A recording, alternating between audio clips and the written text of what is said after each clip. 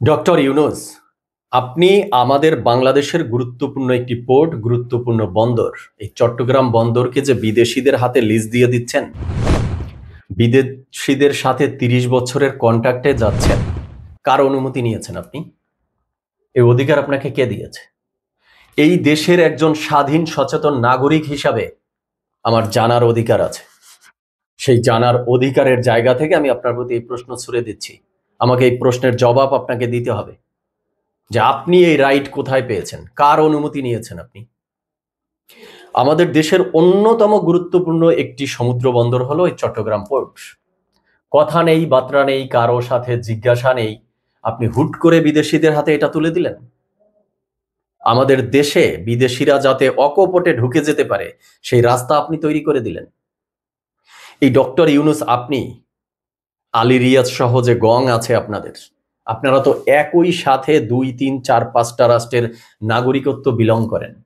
এই দেশের যদি কালকে কিছু হয়, কয়েক ঘন্টার মধ্যে আপনারা অন্য দেশে পাড়ি জমাবেন। বাট এই দেশের নাগরিক আমরা, আমরা এই দেশে আছি, এই দেশে থাকব। তাই এই দেশের কিছু হলে সেটা আমাদের অস্তিত্বের সাথে জড়িত। সো আমাদের জানার রাইট রয়েছে। সেই রাইটের জায়গা থেকে প্রশ্ন করছি যে আপনি জবাব দিন, আপনাকে এই রাইট কে দিয়েছে? ২৪-এর অভ্যুত্থানের পর ডক্টর ইউনুস, আপনাকে এই দেশের অন্তর্বর্তীকালীন সরকারের প্রধানের ক্ষমতায় বসানো হয়েছিল। কি জন্য? আপনাকে কি দায়িত্ব দিয়ে এই ক্ষমতায় বসানো হয়েছিল? এই রাষ্ট্রটিকে সংস্কার করা, এই রাষ্ট্রটিকে মেরামত করা। তো বলেন তো, এই যে ১.৫ বছর সময় আপনার সরকারকে দেয়া হয়েছিল, এনাফ টাইম সংস্কার করার জন্য, কি সংস্কার করেছেন? এই ১৪-১৫টা মাসে আপনি কি সংস্কারটা করেছেন? কি কোন সেক্টরের কোন জায়গায় আপনি বিন্দু পরিমাণে ডেভেলপ ঘটিয়েছেন? সব সেক্টরে ধ্বংস ছাড়া আর কি দিয়েছেন আপনি? আপনার শাসনামলের এই ১.৫ বছরে বাংলাদেশে মপতন্ত্র ছাড়া আর কি আছিল? এখনো মপতন্ত্র চলছে। এবং ইন্টারেস্টিং বিষয় হলো, মপতন্ত্র যারা করছে তারা বহল তবিয়তে ঘুরে বেড়াচ্ছে, আরো মপতন্ত্র করে বেড়াচ্ছে। সেই লাইসেন্স আপনি তাদেরকে দিয়ে দিয়েছেন। আর যারা ভিকটিম, যাদের উপরে মপতন্ত্র চালানো হচ্ছে, যাদেরকে পিটানো হচ্ছে, কোপানো হচ্ছে, যাদেরকে মারা হচ্ছে, তাদেরকে পুলিশ দিয়ে আপনি গ্রেপ্তার করাচ্ছেন এবং তাদেরকে ওই অটোমেটিক যে মামলা, খুনের মামলা, সেই মামলার আসামি করে দিচ্ছেন, তাদেরকে সন্ত্রাসী মামলার আসামি করে দিচ্ছেন এবং জেলে পড়ে দিচ্ছেন। এই নাটক, এই চিত্র, এই ডেভেলপ, এই সংস্কারিত আপনি এই গত ১.৫টা বছর এই দেশে দিয়েছেন। এছাড়া আর কি দিয়েছেন বলুন? বেশ ভালো, আপনি যা করেছেন অনেক করেছেন, আপনাকে অনেক টাইম দেওয়া হয়েছিল। আপনার এই উন্নয়নে আমরা খুব আনন্দিত, এতটাই আনন্দিত যার কারণে আপনাকে এখন বাই বাই টাটা জানাতে চাচ্ছি আমরা, যে অনেক হয়েছে ডক্টর ইউনুস সাহেব, আপনি এই দেশের জন্য অনেক কিছু করেছেন। আর না, ক্ষমা দেন, এবার আমাদেরকে আল্লাহর রাস্তায় রক্ষা করেন। আপনি একটা নির্বাচন দেন, নির্বাচন দিয়ে নির্বাচিত সরকারের হাতে ক্ষমতাটা হস্তান্তর করেন, এরপরে আপনি এখান থেকে কেটে পড়েন। আপনার এত উন্নয়ন আমরা আর নিতে পারছি না। এবং আপনার সরকারও বলছে আপনারা ফেব্রুয়ারিতে একটি নির্বাচন দিবেন। সেই লক্ষ্যে ফেব্রুয়ারি মাসের প্রথম অর্ধের মধ্যেই আপনারা তফসিল ঘোষণা করবেন। দিন আছে আর ৪-৫টা। এই মুহূর্তে এসে আপনি আমাদের দেশের অস্তিত্বের সাথে, মানে এই যে একটা অস্তিত্বটাকে ধ্বংস করে দেওয়ার জন্য যে মিশনে নেমেছেন, আসলে আপনাদের লক্ষ্যটা কি? কি চাচ্ছেন এই দেশটাকে নিয়ে? দেশের অভ্যন্তরীণ বিষয়ে ধ্বংস তো প্রত্যেকটা সেক্টরে করে দিয়েছেন এই ১.৫ বছরে। এখন দেশটা যে একটা ফ্রেমে দাঁড়িয়ে আছে, এই ফ্রেমটাকেও ভেঙে দিতে চাচ্ছেন। আমাদের দেশের এই অন্যতম চট্টগ্রাম যে পোর্ট বা বন্দর, এটার সাথে আমাদের দেশের স্বাধীনতা, সার্বভৌমত্ব জড়িত। এটার সাথে আমাদের দেশের নিরাপত্তা জড়িত। এটার সাথে আমাদের সমুদ্র নিরাপত্তা জড়িত। আমাদের সমুদ্রের অনেক গোপনীয় সিকিউরিটির বিষয় রয়েছে, সেটা জড়িত।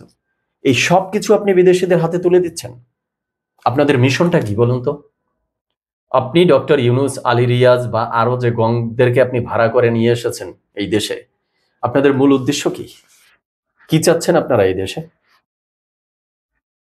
কার কথায়, কার কাছ থেকে অনুমতি নিয়ে আপনি এই ধরনের একটা চুক্তিতে স্বাক্ষর করতে যাচ্ছেন? এই ধরনের দুঃসাহস আপনি কোথায় পেয়েছেন? আমি সেটাই জানতে চাই। দর্শক শ্রোতা, এই চট্টগ্রাম বন্দর দিয়ে আমাদের রাষ্ট্রের জন্য যেগুলো নিরাপত্তার বিষয়, গোপনীয় অনেক সিক্রেট বিষয়, সেই আদান প্রদান হয়, অনেক কিছু ইম্পোর্ট করা হয়, অনেক অস্ত্র শস্ত্র, অনেক কিছু যেটা রাষ্ট্রের জন্য বৈধভাবে। সেই সবগুলো তাহলে আমরা কোনো একটা রাষ্ট্রের নখদর্পণে দিয়ে দিচ্ছি যে আমরা কি করতেছি, আমাদের দেশে কি আসছে, কি হচ্ছে, বা আমাদের দেশে এক কথায় মানে একটা বহির রাষ্ট্রের প্রবেশদ্বার তৈরি করে দিচ্ছি। হ্যাঁ, এই দিকে ডক্টর ইউনূস সাহেব আমাদের দেশটিকে এখন নিয়ে যাচ্ছে, আর আমরা চুপ করে আছি। একদল বলার চেষ্টা করছেন, বহু পাণ্ডিত্য দেখানোর চেষ্টা করছেন, বলছেন যে আমরা কন্টেইনার টার্মিনালকে দিচ্ছি লিজ হিসাবে, এটার ডেভেলপ করার জন্য, উন্নয়ন করার জন্য, আমরা তো বন্দর দিচ্ছি না। কি বোঝাতে চান? এই দেশের জনগণ আমরা যারা আছি আমরা সবাই বোকা? ডক্টর ইউনূস আপনি নোবেল পেয়েছেন দেখে আপনার এই নোবেলের বুদ্ধি দিয়ে আপনি খেলে যাবেন আর আমরা কিছুই ধরতে পারবো না? আরে ভাই, একটা মানুষ এক জায়গায় দখলে নিতে চাইলে বা একটা অবস্থান নিতে চাইলে আগেই সে সেখানে শোয়ার মতো, ঘুমানোর মতো প্রস্তুতি নেওয়ার চেষ্টা করে না। সে শুরুতে সেখানে একটা পা রাখার চেষ্টা করে, দেন দুটো পা রাখে, তারপরে পা দুটো ভাঁজ করে সেখানে বসার চেষ্টা করে, বসার পরে সেখানে শোয়ার চেষ্টা করে, শুইতে পারলে তারপরে সেখানে সে আরামদায়ক খাট বিছানোর ব্যবস্থা করে। হ্যাঁ, এভাবেই ধাপে ধাপে চলে সবকিছু, প্ল্যান পরিকল্পনা। আর আপনারা আমাদেরকে এখন বুঝাতে চাচ্ছেন যে কন্টেইনার টার্মিনাল দিচ্ছি আমরা, বন্দর দিচ্ছি না। আজকে বন্দর দিচ্ছেন না, কন্টেইনার টার্মিনালে তাদেরকে অনুমতি দিয়ে দিলে, তাদের প্রবেশ অনুমতি দিয়ে দিলে, টুডে অর টুমোরো যে বন্দর, টোটালি বন্দরটা তাদের নিয়ন্ত্রণে চলে যাবে না, এর নিশ্চয়তা কোন জায়গায়? আরেকটা বিষয় লক্ষ্য করেছেন কিনা দর্শক শ্রোতা, এই যে বন্দরকে লিজ দেয়া বা সেখান থেকে কি বেনিফিট আমরা পাবো, পজিটিভ সাইড কি, নেগেটিভ সাইড কি, এগুলো তো একটা দীর্ঘমেয়াদী পরিকল্পনার বিষয়। তো ডক্টর ইউনূসকে এই দীর্ঘমেয়াদী পরিকল্পনা কে নিতে বলছে? আর ডক্টর ইউনূস দীর্ঘমেয়াদী পরিকল্পনা নিবে সেই সময় তার হাতে আছে? সে তার সরকারের 13 থেকে 14 মাস বা 15 মাসের মতো সময় অতিক্রম করে ফেলেছে। তাকে যেই সরকারের ফরমেশনে বসানো হয়েছিল, নাম দেয়া হয়েছিল ইন্ট্রিম গভর্নমেন্ট বা অন্তর্বর্তীকালীন সরকার, আমি তো মনে করি সেই সরকারের মেয়াদই শেষ। কারণ এই সরকারের আর 3 মাস বাকি আছে একটা নির্বাচন দেওয়ার। তো প্রতিটি সরকারই বা এই যে গত 3টি টার্ম শেখ হাসিনা নিজে থেকে নির্বাচন দিয়েছিল, সেখানেও কিন্তু নির্বাচনের 3 মাস আগে তিনি রানিং মন্ত্রিপরিষদ ভেঙে দিয়েছিল, অকার্যকর করে দিয়েছিল। এটাই নিয়ম। যেই রাষ্ট্রগুলোতে তত্ত্বাবধায়ক সরকার ব্যবস্থা নেই, সেই সকল রাষ্ট্রের রানিং সরকারের অধীনে নির্বাচন হলেও 3 মাস আগে, 90 দিন আগে কিন্তু সেই রানিং সরকার ভেঙে দেয়া হয়। তো সেই দৃষ্টিকোণ থেকে ডক্টর ইউনূসের অন্তর্বর্তীকালীন সরকারের মেয়াদিত্ব নেই। এখন তো 3 মাস সময় আছে, জাস্ট তিনি এই যে তার উপদেষ্টা মণ্ডলী বা কিছু আছে সেটি ভেঙে ফেলবেন বা এখানে আরো পুনর্গঠন করবেন, সংস্কার করবেন। এখন তার কাজ থাকবে শুধু নির্বাচনমুখী। তো এই মুহূর্তে এসে নির্বাচন হবে কি হবে না, নির্বাচন সুষ্ঠু করতে পারবে কিনা, সেই প্রস্তুতি, সেই সক্ষমতা, সেই ক্যাপাবিলিটি এই সরকারের আদৌ আছে কিনা, প্রশাসনকে তিনি অ্যাক্টিভিটি ফাংশনাল করতে পারছে কিনা, সেই বিষয়ে কোনো খবর নেই। সেই সময়ে ইনি নির্বাচনমুখী না হয়ে, নির্বাচনের প্রস্তুতি না নিয়ে ইনি আসছে দেশটাকে কিভাবে আরেক দেশের হাতে তুলে দেয়া যায় সেই মিশনে নেমেছে ইনি।